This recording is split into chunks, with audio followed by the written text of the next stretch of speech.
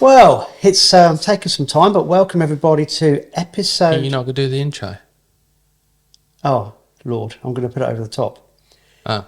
See, he's ballsed it up already. No, I haven't. I'm just trying to save time.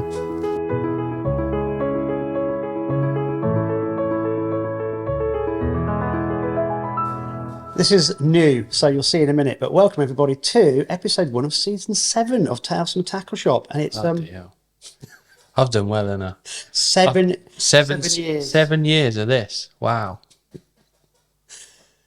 What are you saying? What I'm saying is we've got a new setup.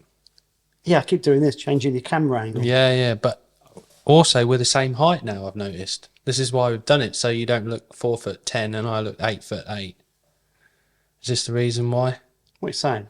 I'm a short ass. Well, I don't think you can get any more bricks under that, to be honest. No, I've done it so you're actually talking to the mic, but you've already turned your head already. So yeah, it's gone. Yeah. Right. Right. So guys, we've got an awful lot to talk about. Mm-hmm. We've got tope fishing. Yeah, I forgot about that. It was that long ago. Wow. Then we went tench fishing. Yep. Yarp. That didn't actually turn out very well, did it? Well, I think I beat you on that one again. That wasn't a competition. Oh, okay. I beat even Bobfish Tench as well, I think. Well, we did take a ringer, didn't we? And he Yeah. didn't catch any tench. He did caught tench, but they were... Our secret weapon wasn't a secret weapon. No. So we got tope fishing, tench fishing. Then we had the Bream Challenge, which I released the video. Yes, eventually. There's a lot I want to say about that one, to be honest. What now? Yeah, I think the fact that he's made out that it was a swing tip challenge and all this and all that. The reason why he fished a swing tip is because he basically broke his quiver rod after about 2 fish and couldn't see a bite and got even more frustrated about it. And in the end, the only way he could make yourself look half good was to make it a swing tip challenge. Okay, so should we go back to... And it took him that long to do it. He forgot most of it. What, the video? Yeah. We didn't have much content, that was what I was trying to string it out. Loads of content of me just going, oh, another one, Andy. And you just going, yeah, but they're all gone your way. They're all gone your way. Yeah, because I fed Andy. You wouldn't have it. Right, well, we're going to come back to the Dream Challenge on a later podcast because I think we've got a bit of mileage on this one. Yeah, we have. Definitely. Yep. So. Yeah, we'll come back to that. And also, we've got other things. We the March Junior section. Yeah, brilliant. Loved it. And I think we could talk about, that's another episode really, talking about that and how many more youngsters there has been fishing this year. Did you like the way I actually diverted from the Bream Challenge there? Yeah, I understand. I know how it works. Yeah, so we'll come on to that. And I think we'll probably give everyone a kind of backstory of how we actually started at the beginning. Yeah, definitely.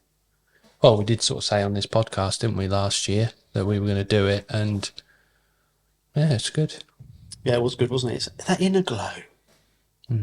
Different kind of satisfaction, isn't it? Yeah. And of course, we got big plans. Still get satisfaction of battering you every year, but it's different time, you know.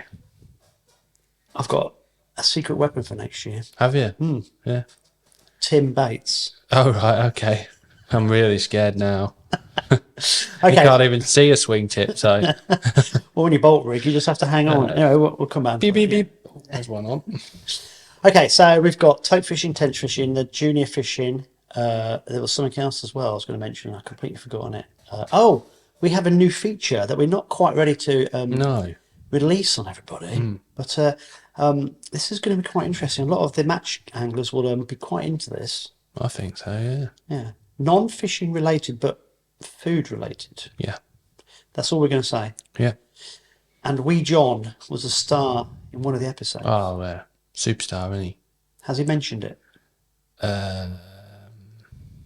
He hasn't mentioned is he in a podcast yet, but I don't think he's been sick since, but he's not been on a boat since either. Does he know what's coming?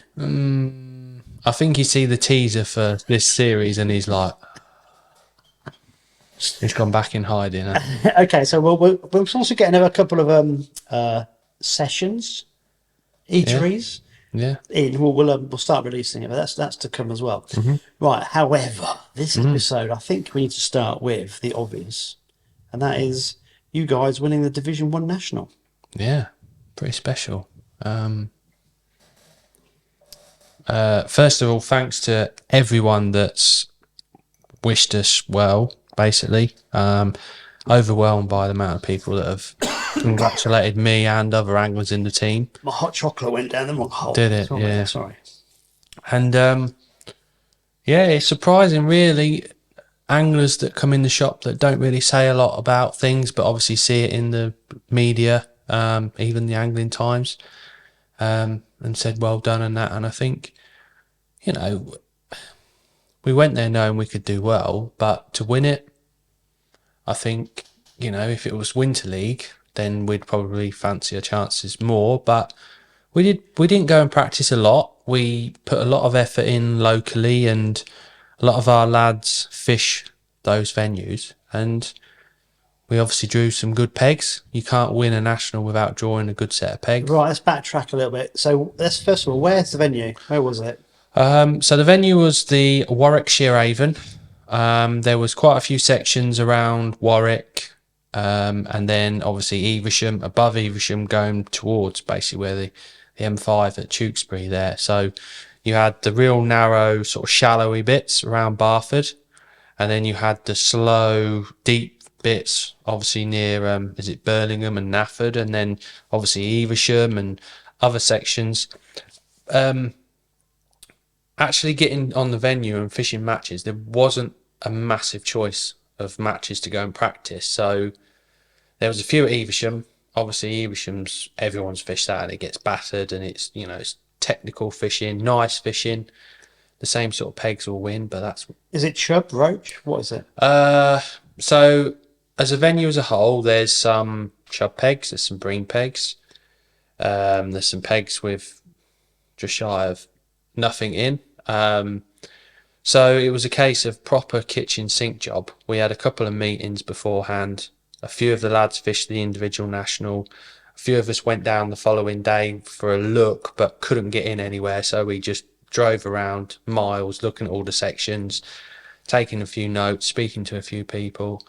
And it was one of them you couldn't really... Well, you can go and practice for, but every peg was different. So, like, I could be sat next to you, Andy, and I needed a stick float rod and long pole, do you know what I mean? And then you could be sat next to me and need a waggler fishing 2 foot deep and a whip because your peg was faster, narrower and shallower. You literally had to be prepared for everything. We did the Neen League, well, the Oundle League, which is similar fishing to like the Evesham bits, the slower, sluggish bits. So we've been doing that a lot. And with the lack of rain we've had this summer, it was going to be, we knew it was going to be hard. People were sort of saying, oh, this peg's a chub peg, blah, blah, blah. It's irrelevant really in a big national like that, because you need to catch your 1.5 kilo to 2 kilo for mega points. And there was ways of catching that rather than, you know, catching a chub and fishing a bit of meat or whatever. So we went down there, got a set of pegs. We knew what sections we were going to on the Wednesday night, which is quite nice on a big match like that. I mean, it's not a big match of the grand scheme of what the Nationals were years ago. But we all knew where we was going. We could all ring people individually that we knew those sections probably a bit better than what we did. We met at Warwick, dished all the bait out, got some good emp. That was key as well, finding some good emp, because there's been a real lack of it now this last year, 2 years. Just in time we found some good emp, which is all available from the shop again now. Dished everything up, had a good chat. Everyone went to their pegs. A few people rung. Watling rung me. And he's like, oh, I'm not sure if I've drawn too good here. He was at Pensham and Penshaw. You know why? He wanted to target Barbel. Well, So we could add to his Barbel story. yeah, well, we know, everyone knows the Barbel story. Well, he's got another story now. And he rung me. He said, oh, I'm opposite this concrete wall. And I'm thinking, oh, no, that's crap there, mate. I think, is there a big house in the background? He's like, no, it's just like all in trees. I was like, what permanent peg number? And he was like, 22, say. I said, that's the best peg. That's the barbel peg. I said, all behind you, is it like flat, as if someone's been fishing it every night? And he goes, oh yeah. Anyway, so I said, well, it's a barbel and chub peg. Everyone I've spoke to said it's a noted peg. Anyway, this is how information is, you know. Anyway, so we've all fished a match. I've got to my peg, looked at it and thought, this looks beautiful, but I don't think I'm going to catch a lot of fish here. My peg sort of come out of some gravelly bits, which you could visually see the chub and barbel in this fast water above me. And then it sort of opened up to where I was. So all on the inside was like slack and a bit weedy. And then down the middle was about 2.5 foot deep and really fast. And you could see the bottom all the way across. I think you've got a video that I've sent you that you can put on. You can clearly see. And right down your peg where you think you'd catch went all into this like, I don't know, funny weed in it. I don't know what it is. It's like A streamer weed. Streamer weed, yeah, like beautiful streamer weed, right where you wanted, where you thought your bait would be and you'd catch. You had like a little channel about this big to try and get your waggler through. Spoke to a few people, which was, you know, good information. They said you're looking for chub. It's just a chub peg there, really. There was no little fish. There was. I thought, this is a grimmer, this one, but I managed. I'm gonna say 1 kilo 700, something like that. For these little chub. I lost a big chub. I can still see it now. It's that clear. These fish that are in this narrow bit come into my peg literally three times in the match. The first time I was fishing down here trying to catch a perch, and I looked up and all I could see these white lips going, eating my casters that I was feeding on the waggler. And I was like, oh. So I'm like, went like that to move my pole, and they just spooked out my peg. And I was like, you dick. Anyway, went back in, kept feeding it. It's like, eat, sleep, rave, repeat, running it through 1,000,000 times, feeding and doing all this. And you'd get a couple of little chub and then nothing. They'd come out of the cover. And then fed again. And I've seen 2 or 3 like swim down past my bait. And I thought, oh, they might feed them ones. And literally 5 minutes later, hooked one. Got it. It's coming upstream. I can see my caster in its mouth, and it's when they're nodding like that, and there's all like real sort of reeds, and it's all rocky. It's just done me, and I couldn't believe it. I was like, no, because they were 3-pounders. They were nice fish. And then literally 5 minutes to go, 2 more come in my peg, and then they spooked out again. So they knew where they wanted to be. These fish have been fished for a lot, and they were, you know, real clever fish. But yeah, so on my 25, I thought, followed the scales on my 25, and I was 4th in my 25. So I thought, oh, that's all right. Happy with 4th? Happy with 4th in 25. Yeah, that's all right, considering there was a proper end peg, and it gets better that way. Anyway, when I got back, turns out I was 13th, was I? Or 17th, something like that. I can't remember now. It might have been 17th, 15th, say, in my 45 peg section. Oh, so yeah, the other 25s was miles better than my 25. So I was a bit gutted, really, because I thought I'd fished a nice, tidy match, and I was thinking that chub, you know, would have been a 2 kilo fish, say. That would have got me. What was like 4 pound heavier in your section? I think it would have got me 6 or 7 points. Wow. Instead of, so it would have doubled half my score. Yeah. So that one, anyway, Watling's put a thing on the chat with an hour to go, a picture of a bream. Anyway, I was like, oh, that's good, you know. Anyway, only. Hold on, so he's caught a bream. He's caught a bream in the chub peg. In the chub and barbel peg. There's a story about this. So anyway, there's blokes we've been taking the piss out of him for ever since, and everyone's like, oh yeah, it's a great peg, mate. It's great. He said, yeah, I'm good. I know how to catch chub, mate, because he see the chub in his peg at the start. Anyway, the guy above him's catching bream on a feeder, like chucking down here sort of thing towards Tony. And then the last hour, Tony's done it and emptied it, and he's come second in the big section, so he's got like 44 out of the 45 points, so brilliant. The guy above him won the match with 17 kilo, I think, just ahead of Martin Roper. which was unlucky Martin. You know, it'd been lovely to see Martin win it individually. He was on one of the deeper stretchums at, is it Birmingham and Nafford, or I can't remember now. But yeah, so Tony, we was all ribbing Tony when he come back. Yeah, you were next to the winner, next to the winner. Everyone's coming back in. Gav's ringing me, and everyone's sort of trying to work out.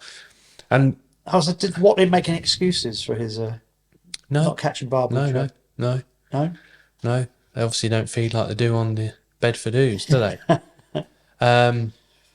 So we're coming back, and as always, there's a van there serving drinks, and Polly bought around. Yeah, I know. Polly bought around everyone. But he must have used Watlin's wallet. No, Watlin was so happy that Polly bought around. I think he was more happy that Polly bought around than actually coming second in his section. That's how expensive. 13 rosés. It was like, this was before the result. So it was like 3 pints and a Diet Coke was like 25 quid. It was like one of them sort of. Do you know what I mean? Yeah. You buy a burger and chips and it's 18 quid type of place. So Watlin was quite amused to get Polly's wallet out. And we were sort of milling around, and everyone was sort of, what score you got? And everyone said, oh, you boys done all right. And it was like, yeah, but like when my board come back, I did well in my 25, but not as high up on the other board. And anyway, it all come back, waited quite a while, as you do. Went into the big hall, but just before Richard Grange come out, it's like, oh, how you got on, boys? It's like, well, we've done all right. I think we'll be probably top 5, top 6. We've done all right, but I think Dorking have pissed it and stuff like that. And I said, oh, you know, have they up? And he just went, oh, sort of. He said, oh, the results are done anyway. They're just double checking them and stuff. I was like, So he's been a bit sneaky.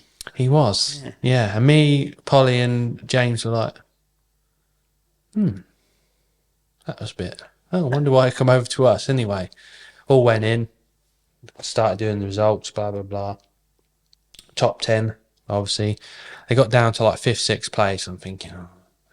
And I said to Gav, I said, I think they've missed. They must have missed us. And everyone's like, and it gets down to 3rd. You're like, do you reckon they've missed it? I'm like one of these that don't. The others are like, I think we're in the top 3 sort of thing. And then they said in 2nd place is Daiwa, Dorking, and we're like, please say they haven't missed us off. Please say. And everyone was like, oh, someone different's won it for a change on a venue like that. I mean, you got Starlets, Dorking, Barnsley. Where did Barnsley come? Barnsley come 6th, I think. Gordon League.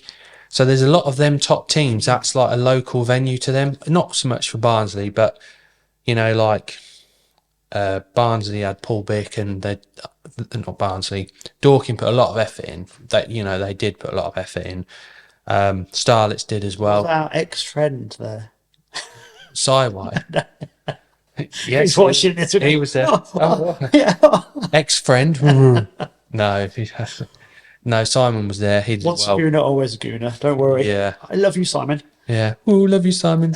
I think he's in Italy at the minute. Yeah. And so yeah, there's some top teams, and then obviously it was like they just called us out, and I think it's good for team fishing in general, really, that someone different, like last year Gordon League won it, this year we have. Barnsley have got an unbelievable set of anglers, haven't they? And you look at Barnsley, Dorking and Starlets and you think, wow, awesome. But we were, it was great. That was brilliant. I mean, it was great. You've got a video of you recording out. Yeah. I can imagine every other team must have thought that was like something special. Lots of team captains shook our hands, everyone come across, and it was like, wow. It was a bit, you sort of hadn't really sunk into it for a little while.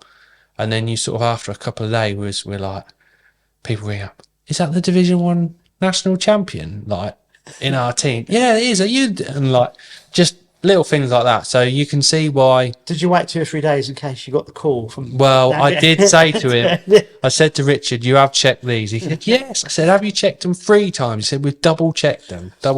So. Because normally when the captains get the boards through, you know very accurately where you're going to be. So yeah. you not have an inkling there? No, not really, because they were obviously 45 peg sections. There was 2 boards, so everyone could perhaps get their board, but couldn't get the other half. Right, yeah. But yeah, it was unbelievable, really. And then the champagne, I What's it? couldn't see. Honestly, the bastards got me. Is Big that why I time. had the sunglasses on? No, I had sunglasses on anyway, because I was like, it's looking for fish all day. Do you know what I mean? Trying to find one swimming with a peg to target. But yeah, we went outside for the champagne, and I stunk, absolutely reeked. If I'd have been pulled over, they'd have. It was horrible and all sticking to me. My hat was dripping. Literally, did an interview for the Angling Trust, and my cap's like this. You can see the drips coming off my cap as I'm doing this interview. But unbelievable. Yeah, we were well happy with that. Our lowest score was Ray with 29 out of 45. So you know, you're only as good as your last man, and 29 out of 45 is not a bad result, especially On a venue like that. yeah, yeah.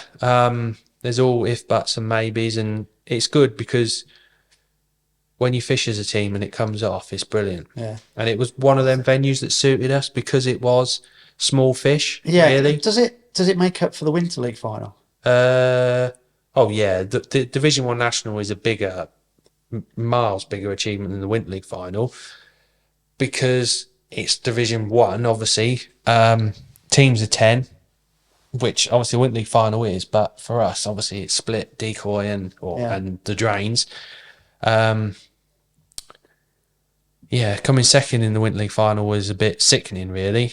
And then obviously winning Division One, you know, we've had a really good year. Really Yeah, good year. but it's for incredibly good year. But I know deep down that the Winter League finals are burning inside, isn't it? I think it is, yeah. I think that's the before it changes or something happens, we want to win it on our doorstep, really. Yeah, we really do. This is the year, mate, and get the double in. It's going to be hard work because I know that them top teams are putting even more effort in. Who knows? You don't know, do you? You know, maybe a few more teams will, instead of just, I don't know, they might sort of see us a bit more as a threat. It's like, there's lots of good teams, and you get that right, Joe, and anyone can win. And Division One National's proved it. Threat because you won Division One National, come second in Winter League last year, came fourth or fifth the year before. Yeah, maybe, but we're as a team we're getting there. We're getting there. It's awesome. You know, what was it now? 6-7 years ago we started Tackle Bates, and yeah, designed to win the local winter leagues and try and challenge in the winter league final. And each year we've slowly been building more and more anglers. You know, we've got people like Polly and Watlin and Ray and Ali, I suppose, that are sort of the stalwarts in the team. And then you've got sort of a younger, if you can say younger really, at 36 and 35, 37, you've got me, James Drack, Gav. So we've got, we try and keep that team bond ethic as well, you know, that all go back afterwards and have a laugh, and because that's what you go fishing for, don't you? Yeah. Got a new member this year. New team member? Yeah. Who's that then? Is it? He was a member of a boy band or something. No way, not Greenie. Greenie's back, yeah. So he's got his debut on Saturday. He's got the boy band member in. Yeah, the Liverpool fan, which I don't talk to him about football. I was going to say, are we mentioning football this year? Because I mean, can do, right? There's a lot. We'll still get 6 points off you this year, so. Really? Yeah. Really? Yeah. No. Anyway, we won't talk too much about it because Jeff Tuttleby will be pulling his hair. Oh, that's it. Yeah. Yeah. But we could get Greenie on the podcast then. Otherwise, you could do. Him. Yeah. Yeah. Haven't seen him for a couple of years. No. He's been hiding. He can't hide no longer, can he? But has he been practicing? Yes, it's the Feeder National this weekend, so it would have. Oh, he's good. When this comes out, would have been the weekend before. Yeah. So we'll talk about that in a minute. So a few things. Yeah, we'll get into that. Yeah. I think what you need to do, mate, is don the medal. Come on. Oh, this one, yeah. Yeah, get it on. Thought he was going to put it on. Have Arsenal won any silverware lately? Just hold it up so we get you on the camera, because the camera's a bit. Look at that. Yes, just show it to that one, mate. Yeah, I've got silver and bronze, but this is the first gold one. Oh, that's brilliant. Yeah. Well deserved. Yes, so well done, lads. Well done, lads. Yeah, proper team effort. Yeah. Yeah, really good. And of course, after that, you went to Ireland. We've just come back. Yeah. Yeah. Yeah. So you just went for a week this year because I hear you're like under the thumb That's now. right. Yeah, I'm under the thumb now. Yeah. Yeah. And somebody started a rumour off that you Yeah, we're apparently I'm engaged as going to well. Vegas for your. Yeah. I won't be going to Vegas, that's a fact. How did that go down with your missus? Is that, she wasn't quite happy that you've not actually asked her yet. Yeah. Yeah. No, she just laughed. She said, yeah, we know what Andy's like. That wasn't me. Yeah, it was. I had to get my own back for the bream. There's all sorts The of bream bashing. rumours you've been trying to start off. Don't worry, I get to hear about them. I was like, where'd you hear that? Andy said. I was like, oh, right, okay. What, even in Ireland, the word spread that far? No, but yeah, I was getting ribbed all week. Were you? Yeah. Oh, that's awesome. So Am hopefully I coming to the stag do? every night, hopefully. Right, yeah. So we've got a right crew then, have we, going to Vegas? Yeah. But you're not We're coming. flying in from all airports. Right, so joking apart, you normally go for 2 weeks, but you are incredibly busy. So did you just go for one like festival this year? Yeah, just went for the Arbor Festival. I don't know how many years I've been going. I've only missed a couple of years. And I shan't be going next year either. I'm not going. No, well, because we won the Division 1 National, we've got the World Club Championships, which I've already been. Hold on. Yeah. I'm not worthy. So So- have you been? You go there now, do you? Yeah. Oh, right. Let's backtrack then. So, Okay. what's this? Well, I didn't. Oh, I got a cramp. I knew these chairs would give me cramp. They're horrible. Oh, you're such an athlete. Are you still going to the gym? Yeah. Wait. I wish you put a stop to that as well. No, still go to the gym. Alright. And so when you win the Division 1 National, you qualify for the World Club Champs, which last year was in Ascara. It's a bit like Chelsea, that you'll go to a. Yeah. Basically, that sort of thing. Hold on. Will you be able to get Polly out the country? Depends if it's free or not, I suppose, doesn't it, really? But, yeah. Is Ray allowed to go? Because I should imagine he's like banned from most countries around the world, isn't he? Yeah. So, the winners of the Division 1 National and the winners of the Census Challenge qualify for the World Club Championships. So, obviously, the World Championships have just happened in Bosnia. I think England finished fifth. Yeah. Is that right? Yeah, I think they were fifth. Unbelievable looking venue.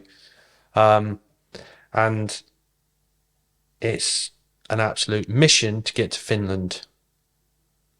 That's where we've got to go. But I was a bit confused then because you mentioned Bosnia, now you've mentioned Finland. yeah, So, obviously that's where the world champs were this year. Bosnia. In Bosnia. So what's that got to do with Finland? I'm just saying they're like top anglers, but the club championships is amazing standard as well. I'm so confused. Where are you going next year? World Club Championships. Last week was the World Championships. So England as a nation, we're a club. So the clubs are going to Finland. Not Bosnia. Not Bosnia. So It's still a World Championship. So looking at last week and the quality of the field. So you're going to Finland? Going to Finland. On a river or a lake? It's a canal. Sami. What? They have canals in Finland? Yes, big shipping canals, because it's literally on the border with Russia. And there's loads of bears, not pricey bears, black bears. Mate, you're going to Russia? Pretty much. Got to drive there, yeah. Ray is not coming back, is he? Maybe not. No. Well, Pricey won't be. They won't let well, Pricey will be attacked by fellow bears, won't he, in the woods? He'll be... Bless him. So you're going to have a lot of July. immunisation jabs to go there, aren't you? Because to stop Finland from getting all sorts of Fenland diseases, the reverse immunisation. Right, yeah. So we've been doing quite a lot of information. We've been given some great information. Hold on a minute, let's backtrack. So Price is going. I would say he'll be going, He's going to have to get another promotion, isn't he, to afford it? No. Because he must owe us a curry or two. Who? Pricey. He pays his way, bless him. He bought, but he's still in debt. Is he, you reckon? Nah, but we just telling me, he never watches this, so he won't know. No, someone will tell him though, won't they? Do you think? Yeah. Has he got any friends? Yeah. Has he? Yeah. Oh, yeah, we'll see. I'll get a message next week. Um, Probably a derogatory one. So yeah, trying to find information about this canal in Finland. There's been a World Championships in 2005, which England won. There's been some great info from obviously the lads that fished that. Well, hold on a minute. Our best mate wouldn't be able to give you the heads up. Who? Bob Nudd. He's not been there. He didn't fish that year. Don't worry, we've all done our homework. He's the man, isn't We he? speak perfect Finn. We do. We've been, we're going for a recce in a few weeks' time. Perfect Finn. Yeah. Which one of the team is the linguist? Because this is not really registering in my head. Gav. No, but we've got some great information from people that obviously might watch the podcast and things like that have seen that we've qualified and reached out Mate, to me. Simon must know. He's well travelled. Yeah, but I don't think he's been to Finland. He'd know a man who has. Oh yeah, I mean obviously Will Raisin, Stevie Gardner, they fished. Des Ship, Alan Scott Thorne, Stu Conroy, Mark Addy and Mark Downs were the managers at the time. So yeah. But we're going to go for 2 weeks. You have to go for 2 weeks because it takes 3 days to get there. Day and a half on a ferry. I'm really excited about that. Really excited about going and doing that because it's an experience that, well, it's mad. You don't win nothing. There's no money involved. It's the kudos, mate. Just by doing it, it's an experience. It'd be amazing. So basically from when we finish the Census Challenge, all my spring and summer will be getting ready for that. It's a lot of planning. It's a big trip. Is there official accommodation? I don't know, but thing is, you need somewhere like a log cabin type thing where you can get all your bait out, bait fridges. I think years ago you could probably just go over and stay in a hotel and do all that, but the way fishing's gone, you need space. Do you know what I mean? That's why we're going for a recce in a couple of weeks. Is it a FIPSED? Yes. So if it's FIPSED, mate, there'll be there has to be official accommodation. So you'll be sorted. So that's part of the agreement of the host nation. Yeah. But they have to actually build in official accommodation, so the competitors can compete. Yeah. So there'll be like you'll get some local info of where to stay. So that would be straightforward. It's daylight all day and all night in Finland that time of year. I think you need a media man. Do we? Expenses paid through Tackle Bates. No chance. I know, man, who could help. Oh, right. Yeah. Do you want me to send him a message for you? Yeah, Matt Barker. He's good media man, apparently. Matt Page. Who else could come? So you'd want some infiltrators from Peterborough. Well, they've got loads of sponsors that can pay for it, you see. That's who are they sponsored by now? Well, I can't have lost count, but there was one team in the National that had more sponsors than them. And who's that then? Are you going to drop a name in? No, I can't remember what they were called now. But yeah, it's going to cost a lot of money. We're not sure the logistics how we're going to get there, whether we hire one big van with all the gear in and then people fly out and hire vehicles out there, or we just all go in our own, like 2 in each vehicle. Because obviously there's going to be a lot of people wanting to do it, which is understandable. And what it's going to cost? It's going to cost a fortune.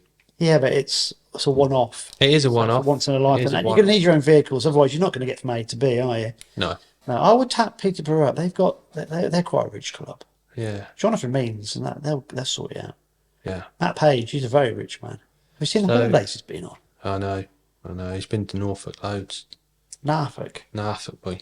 So yeah, we might be running some competitions throughout the winter to try and help us get us to Finland, to pay for fuel and maybe accommodation. I've got a few ideas that I can probably do, similar to what we did for you, obviously with the rods. But obviously people care about us more, so they'll donate more. Well, that's what I'm hoping anyway. So they'll buy more tickets for a poll or something like that. We'll do a raffle. Not if we don't put it on the podcast. Okay. So yeah, I know it's 5, 10 a ticket. This is just what I'm thinking out loud now. Yeah, we'll do that. I tell you what, if we do a few once the Winter League kicks off, yes, get more definitely. Viewers, then we'll try and get everyone involved. I mean, even Richard Chave might buy a ticket. No. I've spent a week with one of Richard Chave's mates, and he said Richard Chave is the tightest man he knows. But a lot of people have said that. Maybe if he has a voucher for his ticket, he'll buy it. Yeah, Yeah. bless him. Are they going to be doing the match results this year, do you know? Yes, so I got in touch with the boys. Once that all kicks off, so Chavy's going to do it. Martin Earlham, River. Yeah, Mr. Barnett from Steve, Bordown. yeah, Steve's going to do it. He's a Liverpool fan, not talking We're not to even him. going to talk about that now, because I think they could go unbeaten this season. They could destroy our... Mate, don't even go there. If they don't win, if they don't win the league this year, with nicking our striker and daylight robbery at St James's Park this year, then spending £490 million, madness. It is crazy, isn't it? Crazy money. Yeah. But There's only one good thing about that. The Scousers can't say, well, at least you didn't buy the league. Well, they can say they bought the league now, can't they? Yeah, but we're not bitter. No. We still won more than Arsenal this year, didn't we? So, mate, I reckon we're good for Champions League. Do you reckon? Yeah, we play the right style of football for Champions League. Yeah, but what, boring. Yeah, just part of the buzz. Yeah, right. So that's what we'll do. Then we'll run some competitions as we get later onto the season. Yeah. And Peterborough will nick your sponsors as well. So there's going to be Audi, Lillett's. Who else was it? I've forgotten.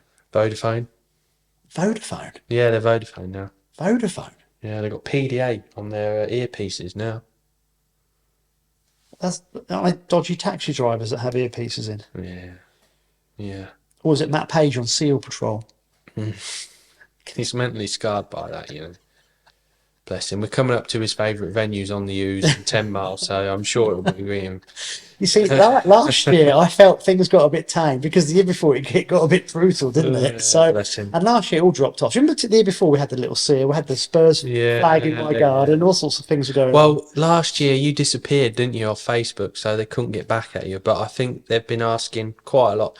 When's your little mate back on Facebook? When's your little mate back on Facebook? So prepare for the... Bring it on, boys. Yeah. Let's have a little... Well, particularly the old Yiddites, because there's a few of them knocking around.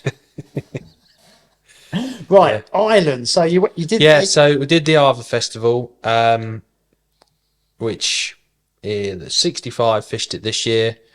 The venues were Corfree. Well, they start Gulladoo, Kevin Shaw, Corfree, Durna First, and Hollybank. So the week before, there was a lot of bream weights, some massive weights. I think there was like a couple of guys had 60 kilo nearly. Fantastic fishing. It's good to see. There's a lot more little skimmers in the system now, which you haven't seen for a long time. The water levels are low. Normally when the water level's low, you seem to find more bream. The weather was standard Ireland. It wasn't like the year before where it was red hot.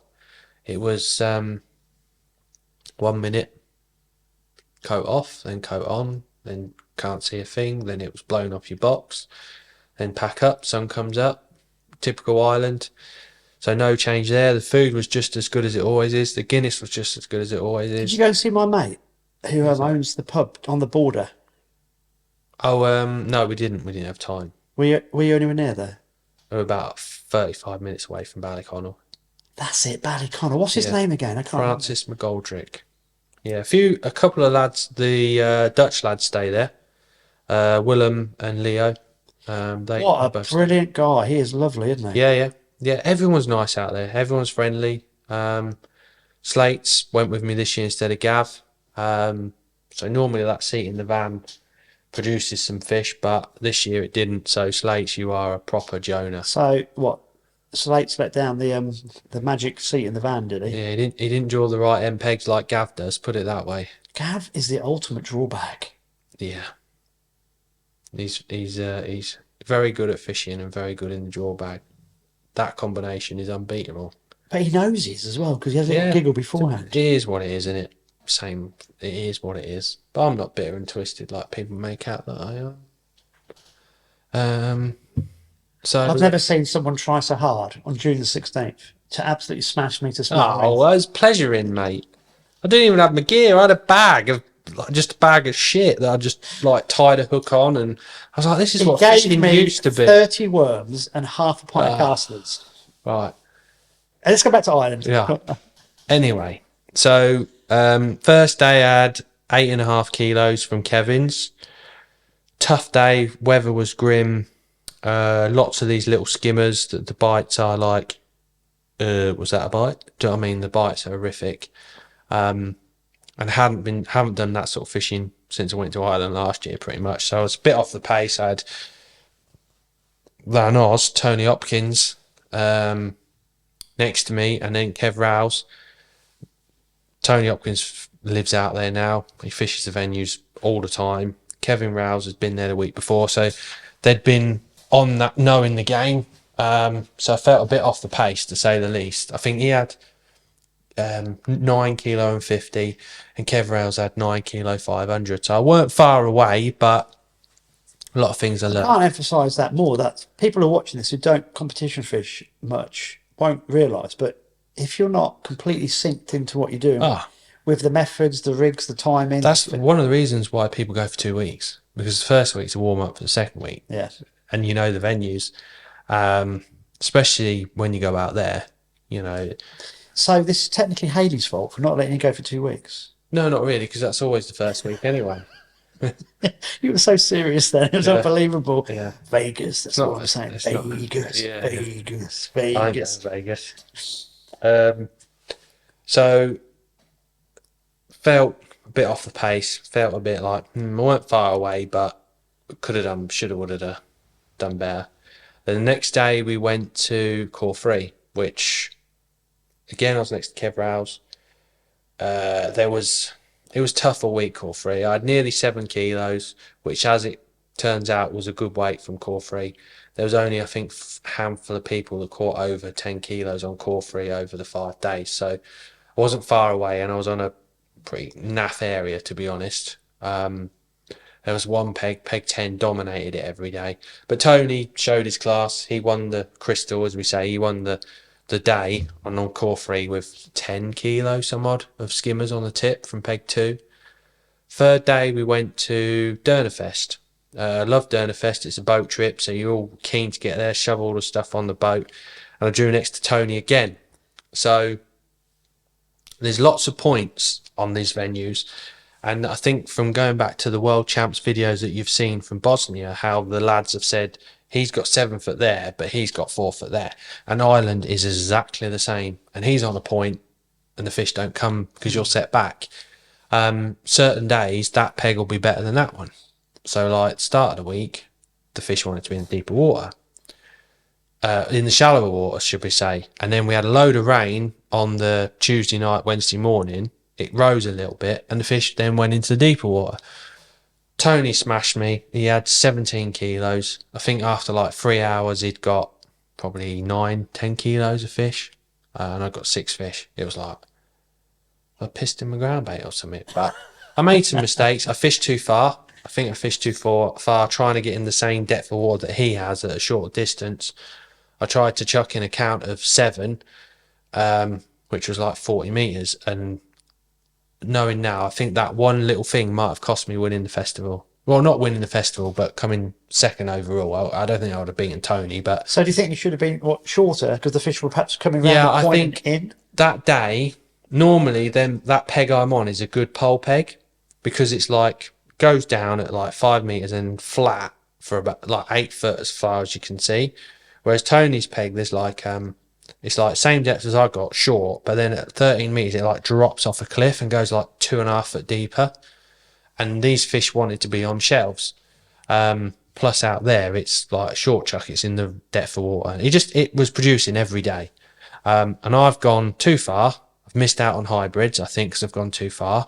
It took me ages to catch, and I had just under 10 kilos in 3 hours of these little skimmers.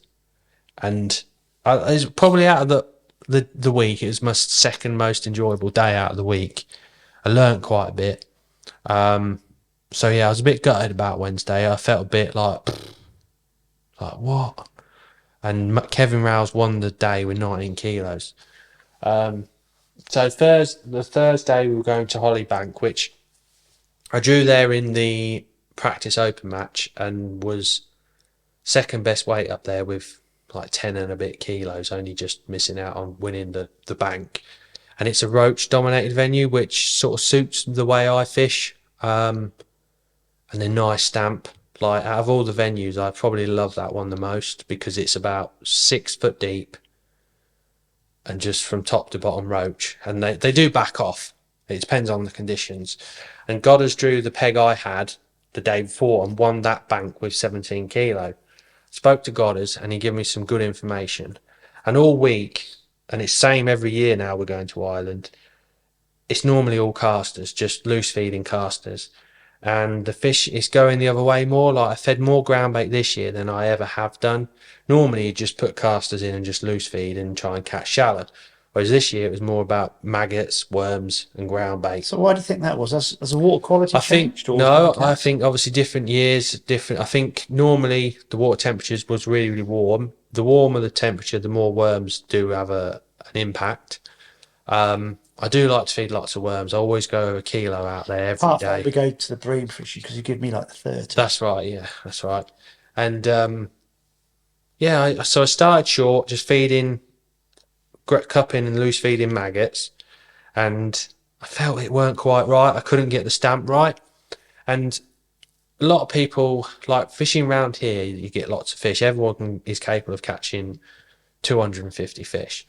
But we always say chase the stamp, not the number, because in the long run, everyone can catch 240 fish, but you can weigh £2 more because your stamp's bigger. Yeah. And it was a bit like that. When there's lots of fish, you can feed and choose what stamp fish. That's what sets the better anglers out, is feeding to try and catch the bigger fish. And I had a real good 2 hours, 2.5 hours short. I had a tench, like £3 tench. It was really weird. I knew I was going to catch it as well.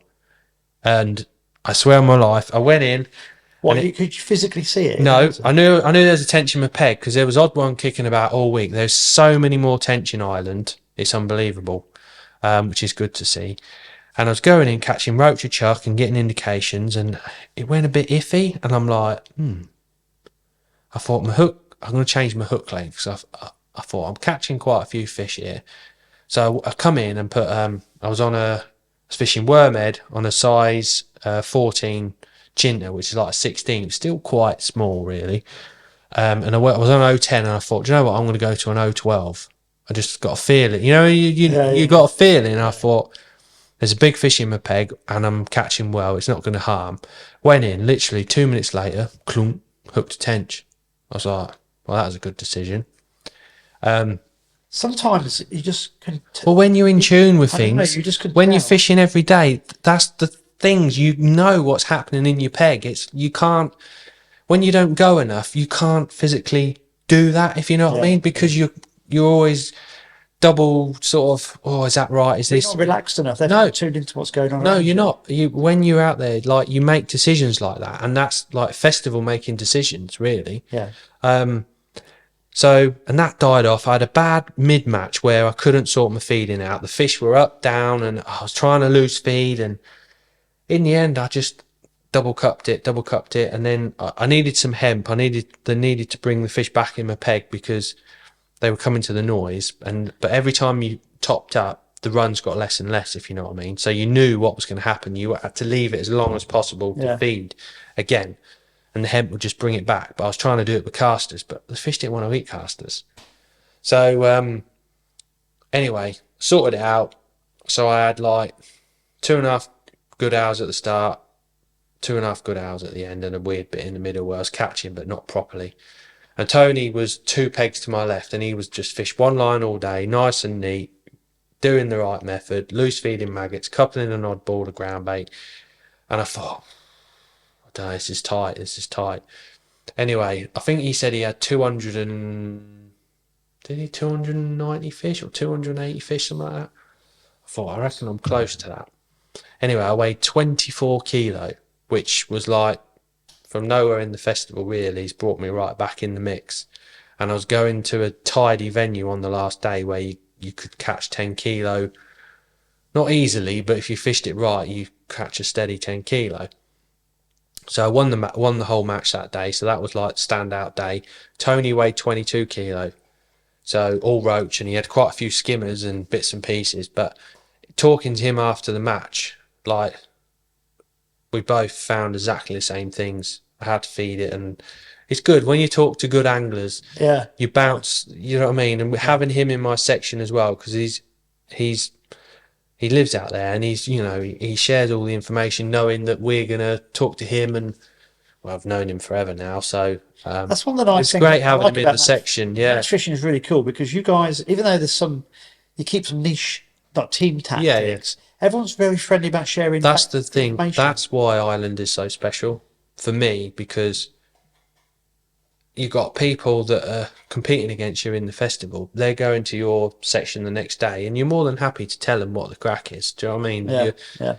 It's all adds to the festival. Yeah. All adds to Ireland, basically. And last day I drew peg 11 on Gulladoo steps. I wanted to be in the low numbers, really. But I had a couple of decisions which paid off in the end. I started on the pole. There's always a chance of a lot of bream there on Gulladoo, and I baited up quite a bit. I fed 2 pints of bait at the start at 40 metres again. Put that in at the start. How did you feed that? Were you using like a big dropper, or did you Big bait up, big feeder? So the biggest Daiwa window feeder, because it's deep, I used a big Daiwa bait up window. Took me like probably 8 or 9 minutes to get it all in, but you've got bait out there. If them fish come in, you got a chance of winning the whole day, or you could win the whole festival in one day there, because if they turn up, they turn up. Put some bait in, started short, and there's a few fish, but then like as the day goes on, you can just feel the roach they've had enough. It's the last day of the festival. They don't really want to feed. They're like, do you know what? And what happened after like 3.5 hours, 4 hours, they just went, see you later. They like backed off completely. And I kept having a quick look on my long line. I had a skimmer the second time I went on it, like after 3 hours maybe, probably about 14 ounces, and one a little bit smaller. And then it went a bit quiet, and I'm thinking, I spoke to a few people, and there was a few bream caught in the last hour in that section the day before. So I thought, anyway, Kev Rouse was really close with me for the in the overall thing, and he's fish pole and he's making it sort of catching odd fish, and I'm thinking, I've got to gamble. And my pole lines were dying. I forced them too much, so I thought I'm gonna try and make this long feed line work, and it paid off. I caught 5 of these skimmers in the last hour, and I beat Kevin by like 500-600 grams on the day, and overall in the festival I beat him by that as well. Literally nothing. So one day you make bad decisions, some days you make good decisions, don't you? And that one paid off for me. So got back, God has rung me, how you got on? I said, he goes, you've overtook me. And because a lot of the lads were above me were going to a tough section, they're probably going to Core 3 or Kevin's, which was more of a low weight. Anyway, results come back in. Tony fished brilliant week. He had one standout peg when he battered me off. That is a noted peg, but every day he fished really well. Deserved winner. I think he pissed it really. Beat the next guy was Andy Levers was 10 kilo, 9 kilo. So basically, it was overall cumulative weight for the. Yes, that's how it works. 5 days? 5 days. Yeah, so everyone fishes the same sections. Yeah. So our rotation, we had myself, Tony Hopkins and Kev Rouse were all in the overall frame from our rotation, so you've got to be in the right rotation. Second was Andy Levers, obviously another local angler who'd been there the week before. I think he's there for about 6 weeks now. He's retired. Lucky bastard. Not jealous too much. And he had like 850 grams more than me, say. And then from the overall of the whole week? Yeah, whole week, yeah. 850 grams. Yeah, and I think how many roach have dropped off, and he's, Third was Godders. Hold on, 850 grams, what's that, 1.5 pounds? Basically, yeah. Wow. Yeah. Third was Godders. Godders came third. Was he drinking milk all week? He's the man to beat out there, I tell you. He's on fire out there every year. He does really well, steady away, never pushes his peg too much, catches what his peg's worth. Yeah, brilliant. So Goddard was third. He beat me by 350 grams. And then I think I beat Willem. So I was fourth. Willem, who comes over from Holland, that's some journey that is, by about 900 grams, something like that. It was really tight, really tight. So I think there's quite a lot that could have said they shoulda, woulda, coulda been second. That's crazy. So top 5 was separated by about £3. Yeah, yeah. Apart from the winner. Yeah. Yeah. So another great festival. Loved it out there. Great to see the usual lot.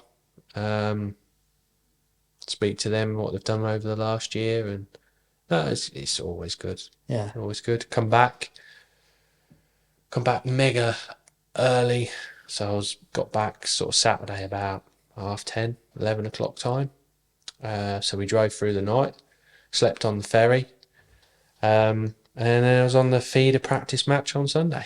Yeah, okay, so let's quickly get to this. So by the time this video comes out, I think this would have happened, won't it? So is it Division 1 feeder So national? they do a feeder national, which is on 10 Mile Bank and Middle Level, which... Did I say it correct? Is it Division 1 or is it just a... It's just one feeder national. I think it's one 25 national. teams, yeah, Right. just one off feeder national. So that'll be interesting. Oh, hold on a minute. You had a little smirk on your face. there. No, I think this one's going to be a real hard one to win because It's going to be really, really peggy, isn't it? no, it's consistently shit, really. Like always, we've fished a few sort of feeder matches on the drains in the summer and middle level in particular, and there might be one or two people catch a decent weight, and the rest really struggle. Well, those skimmers are really, really weird, aren't they? They are, yeah. They're, yeah. I think if you can catch 1.5 kilos or 2 kilo on the middle level, I think you'll do mega points. I think there'll be a few weights beat you, but I think you'll be top 8 in your section with that. Whereas I think 10 mile on the U's, I think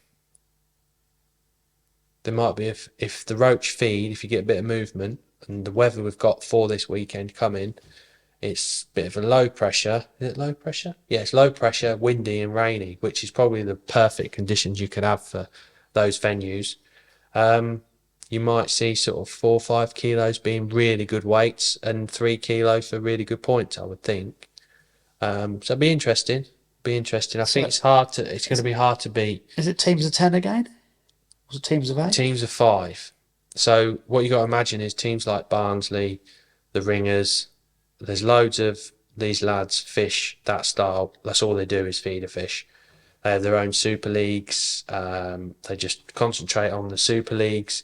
They are shit hot. Do you know what I mean? Yeah, but these skimmers, mate, are a bit weird. Yeah, They're I'm sure they'll sort them out. I think Barnsley and the Ringers and that will be hard to beat. And obviously the local teams as well. Hot Rods, Peterborough, us, bit of local knowledge, maybe. You're going to be out there for everyone to beat, though. You're now you've got targets on your back. The Tackle and Bates. Yeah, Go, Where are they? maybe.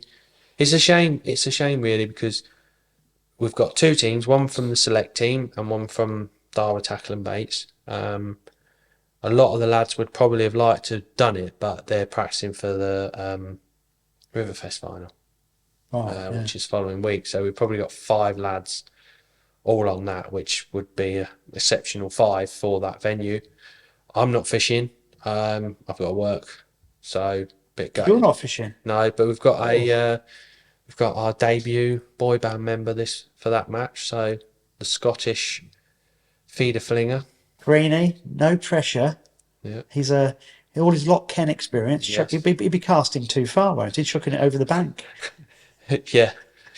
His chucking across the far side of the Ouse is a short chuck for him. Yeah, does he realise he doesn't need those big heavy shock leaders on now? You can That's it, yeah. He set his rods because I haven't used these for years. I said, well, you'll need them now, mate. So you can put them bigger rods in the bin. You won't need them. But so yeah, that's this weekend, and then we got the Eastern region on Sunday. So hopefully in the next podcast we'll be able to talk about the results for And both you're those. reigning champions from that as well. Yes, we are. That's a good point. I've got to make sure I don't forget the trophy. It's been sat here for... It was down here. Yeah. But I gave it back to you, didn't I? So it's no longer here. Yeah, but I've got that's to make what it sure I don't was. forget that. So yeah, got a busy week, and then obviously Division 2 National, it's all go now. Start of the Winter League, practice matches. Division 2 National is the last Saturday in September. So the select team have got a team in that. There's a lot of the local teams fishing, which is good. There's a like Cambridge Carp Cabin, what used to be. They've got a team. I think they'll do really well. They've put lots of effort in. I think Colmick Northants have been doing a lot of practice. It's been good. I think Kings Lynn have revenue's gone through the roof with teams practicing, put it that way. Oh, it's good. I tell you, your guys, July, August, and September is absolutely crazy with matches. Ridiculous, yeah. So, it's all systems go. Cool. So, in 2 weeks' time, the podcast will be on the Feeder National. Feeder National, Eastern Region. What else? Div 2. Not quite that. I think it'll be leading up to that, yeah. So maybe I'll tell you what we should do then. What we should do is we'll do the feeder, the East Mids, and then I think we should touch upon maybe tench fishing. Tench fishing, yeah, no problem. We'll Another give a challenge. lowdown about tench fishing. Yeah, how good we are at catching tench. We're amazing. I caught one on Sunday. When we try and catch them for the camera. Caught one in Ireland. Caught one on Sunday. What's that all about? Look, I haven't thought. As you were talking to me, I just thought of this. Has your name been mentioned for the England team at all? No chance whatsoever. No. Why not? Well, because there's a lot of anglers ahead of me in that game. 100%. Not even no chance. Your stock must be really high in the match fishing circle at the minute. No. Because the fishing that they do is what I don't do, basically. And they're just miles better than me. Simple as that. Yeah, I think you're doing yourself down. No, I'm not. You could get the hang of that real quick. No. These boys are the best in the world at it, and that's why they're in the England team. Some of these, it's not even. No chance. I understand what you're saying, but I think it's not like lure fishing. Christ. It's not like you catch a few fish and it's hard. I know it is, mate. It's horses for courses. The dedication as well. Yeah. These lads are full-time anglers, all of them. But you've got the skill base, definitely. No, I haven't. Nowhere near. Cool. These are next level. It's like. Can you see I've touched a nerve? I think he's doing himself a disservice. No, I'm not. I'm a realist, and it's not even. No. We'll come back to this one. Right, I think what we need to do is wrap this up because I have no idea how long I've been talking. I'm so hot, it's unbelievable. I've been pressing this button on this gizmo here. So, guys, let us know if this format works. I mean, I'll check in a minute. It might just be completely crazy, me flipping between me and Alex. We're also over here as well, which I might overlay this a little bit. I'm not sure how it looks. So next week we're going to go Tench. Yeah. We'll go Eastern Region, Feeder National. Yeah. And that'll be it. Yeah. And maybe we might drop in our little, not next week after, our little extra. Oh, right, yeah. Our extra thing. Yeah. Right, I think we'll wrap this up. Right, guys, thanks for watching. Thanks for watching. We'll see you in a couple of weeks' time. Yep.